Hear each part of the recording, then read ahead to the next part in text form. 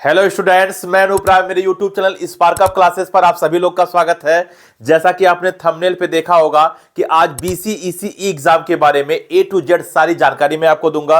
और बहुत दिन से स्टूडेंट ये कमेंट कर रहे थे कि सर बीसीईसीई के बारे में पूरी डिटेल वीडियो बना दीजिए। तो आज एक एक करके सारी बात जानेंगे कि बीसीईसीई एग्जाम कौन कंडक्ट कराता है, इसका फॉर्म कब निकलता है, इसमें कितना फी लगता है, इसमें कौन कौन से कोर्सेज होते हैं, इसका एग्जाम पैटर्न क्या होगा, मतलब पेपर पैटर्न क्या होगा, इसकी मार्किंग स्कीम क्या होगा, इसके बाद इसका स्कोप क्या होगा, अगर हम यहां से कोर्स करते हैं तो आपका कहां कहां पे जॉब लग सकता है, फिर सैलरी कितनी होगी, सिलेबस क्या होगा, ए टू जेड हर बात कवर करेंगे। उसके बाद भी कहीं कोई बात अगर छूटता है तो आप कमेंट कर देना, उस पर वीडियो बना दिया जाएगा। वैसे उम्मीद है कि कोई बात छूटेगा नहीं। तो चलो स्टूडेंट स्टार्ट करते हैं और सारी की सारी बात जानते हैं। तो सबसे पहले बात करें बीसीईसीई के फुल फॉर्म का, तो इसका फुल फॉर्म होता है Bihar combined entrance competitive exam, जो कि इसको बीसीईसीई भी कंडक्ट कराता है, यानी कि Bihar combined entrance competitive exam board ये इसको कंडक्ट कराता है। और यह एक आपका स्टेट लेवल का एग्जाम है। अब आप कहोगे सर अगर हम ये एग्जाम देते हैं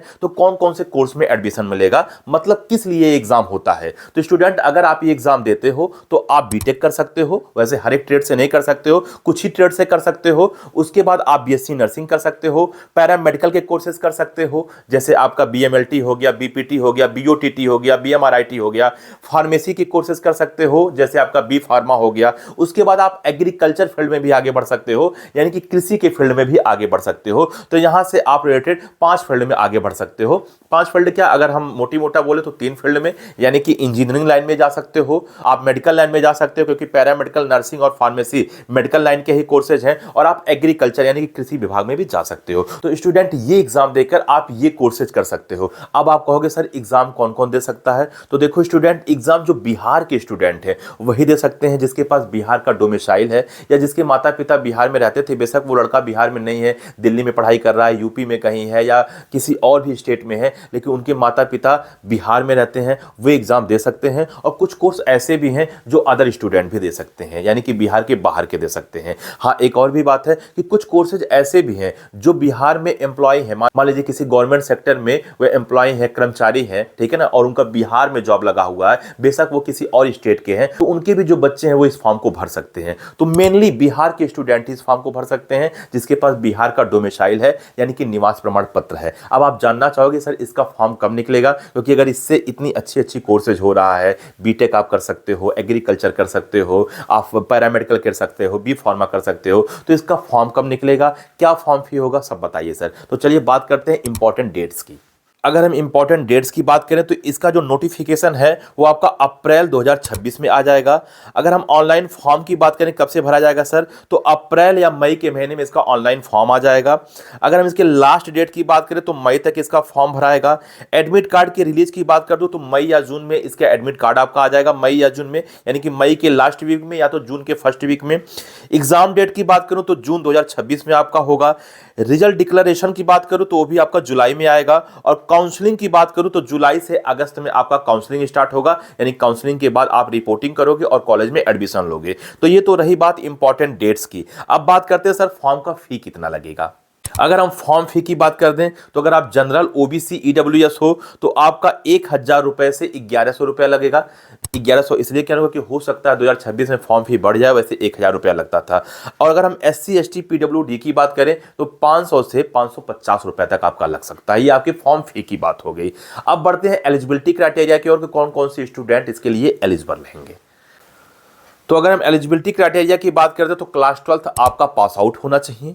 दूसरा बात है कि क्लास 12th में जो सब्जेक्ट है वो आपका फिजिक्स, केमिस्ट्री, मैथ हो, या आपका फिजिक्स, केमिस्ट्री, बायो हो, या फिर आपका फिजिक्स, केमिस्ट्री, बायो, एग्रीकल्चर, इन 4 में से कम 3 हो। मतलब बायोलॉजी हो, केमिस्ट्री हो, एग्रीकल्चर हो, या आपका फिजिक्स हो, केमिस्ट्री हो, एग्रीकल्चर हो, मतलब इस 4 में से कम 3 होना चाहिए। कौन कौन सा?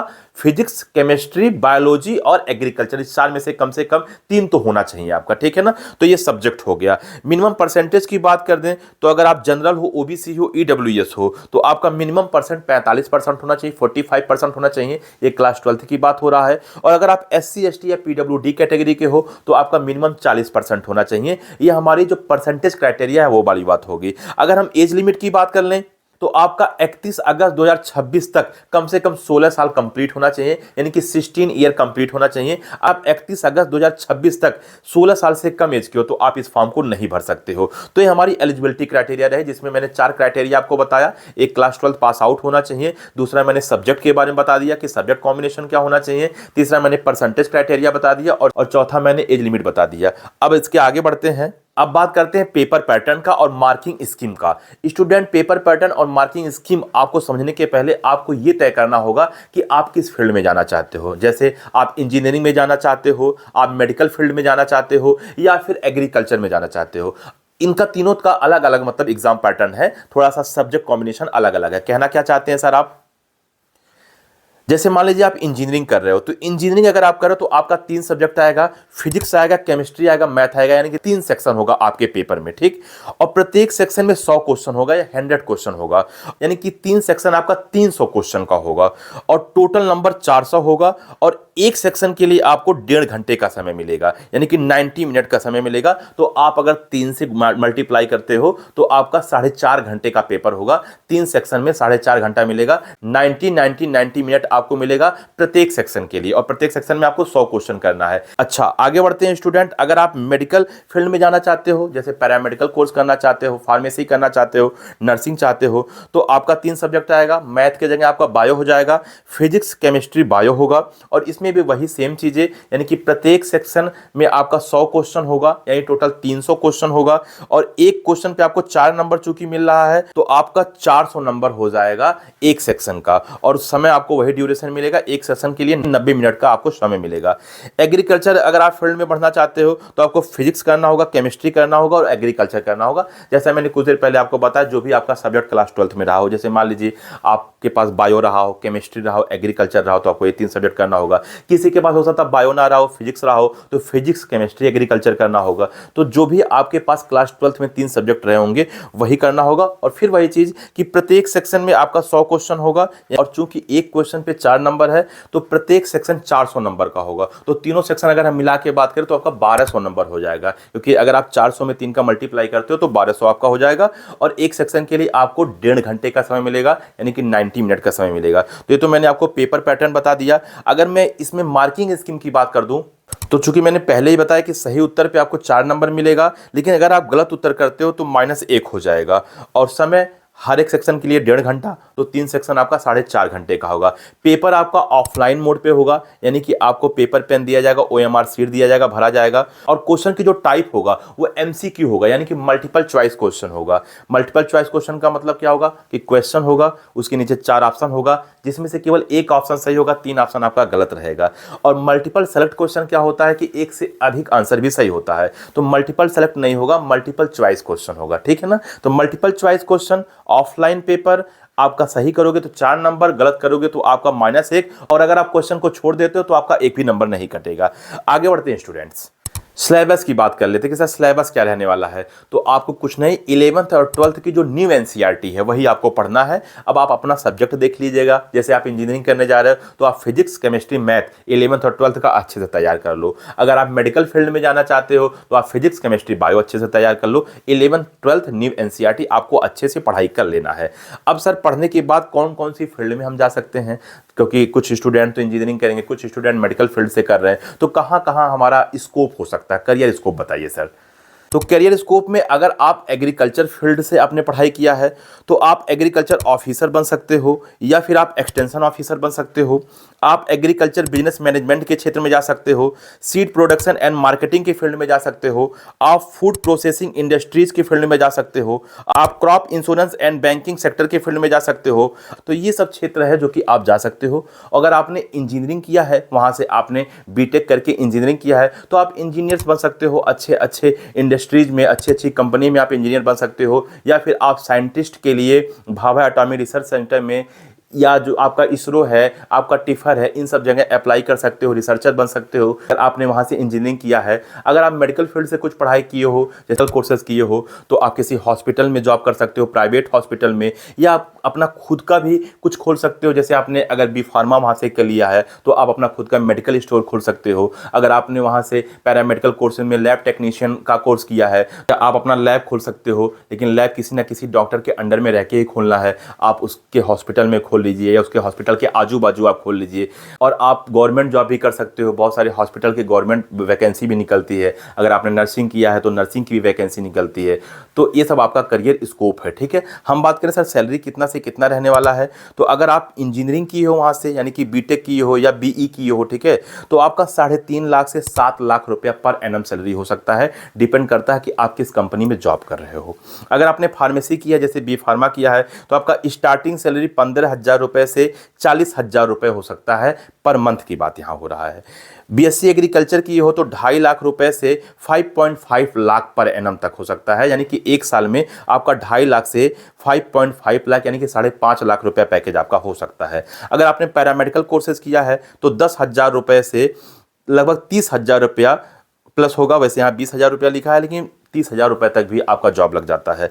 अगर आपने BCECE board job government recruitment में आपकी भर्ती हो गई है तो आपका 25,000 रुपये से 40,000 रुपये पर मंथ आपकी सैलरी होगा। तो ये तो बात रहा सैलरी का। आगे बढ़ते हैं स्टूडेंट्स, अब एडमिशन प्रोसेस की बात कर लेते हैं। तो एडमिशन प्रोसेस में आपको क्या है कि आपको सिंपल जब भी रजिस्ट्रेशन फॉर्म निकलेगा आपको रजिस्ट्रेशन फॉर्म भरना होगा, उसके बाद आपको एग्जाम देना होगा। एग्जाम देने के बाद फिर काउंसलिंग की बारी आएगी, ठीक है ना। तो आपको काउंसलिंग का फिर रजिस्ट्रेशन करना होगा। काउंसलिंग का रजिस्ट्रेशन करने के बाद आपको उसका चॉइस फिलिंग करना होगा, आपको कौन सा कोर्स करना है, आपको कौन सा कॉलेज लेना है। चॉइस फिलिंग करिए और आपका जिस प्रकार से नंबर होगा आपको रिपोर्टिंग के लिए कॉलेज पर जाना होगा। उसके लिए आपको सारे डॉक्यूमेंट्स तैयार रखना है। डॉक्यूमेंट्स में अगर मैं मेन बता दूं तो 10th और 12th की मार्कशीट आपके पास होना चाहिए।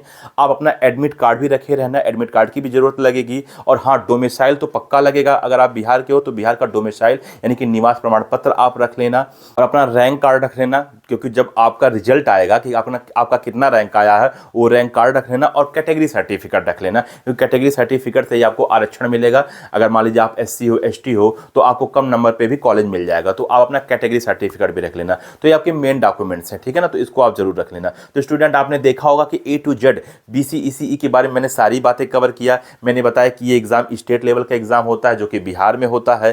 फिर मैंने बताया किस किस कोर्स के लिए होता है, यानी कि ये एग्जाम अगर आप दे रहे हो तो किस किस कोर्स में आप एडमिशन ले सकते हो, जो कि इंजीनियरिंग या पैरामेडिकल, बी फार्मा, एग्रीकल्चर, इसमें आप जा सकते हो होता है। फिर मैंने आपको बताया कि इसकी फी कितनी लगती है, सिलेबस क्या होता है, पेपर पैटर्न क्या होता है, मार्किंग स्कीम क्या होता है, इसका करियर स्कोप क्या है, सैलरी कितनी है। तो A to Z सारी बातें मैंने कवर कर दिया। बहुत दिन से स्टूडेंट्स का रिक्वेस्ट आ रहा था तो मैं कहा क्यों ना वीडियो बना दूं। हाँ स्टूडेंट, अगर आपको MES सेट पर भी वीडियो चाहिए तो आप कमेंट करो, इस पर भी वीडियो बना दिया जाएगा। बहुत सारे स्टूडेंट बार बार कह रहे थे कि सर MES सेट पर भी डिटेल वीडियो बनाइए, या किसी भी स्टेट से रिलेटेड कोई एग्जाम हो, चाहे नर्सिंग के लिए हो या पैरामेडिकल के लिए हो, तो आप कमेंट कर सकते हो, उस पर डिटेल वीडियो बना दिया जाएगा। तो ठीक है स्टूडेंट, इस वीडियो में इतना ही। एक बात और बताना चाहता हूं कि अगर आप लोगों को हम लोगों से कॉल पर बात करना है, मान लीजिए आपका कोई डाउट है एग्जाम से रिलेटेड या काउंसलिंग से रिलेटेड, तो आप बेझिझक हम लोगों से बात कर सकते हो। आपको एक नंबर दिख रहा होगा 8957391589। आप इस पर व्हाट्सएप मैसेज करें और आपकी जो डाउट है वो डाउट लिखकर भेजें।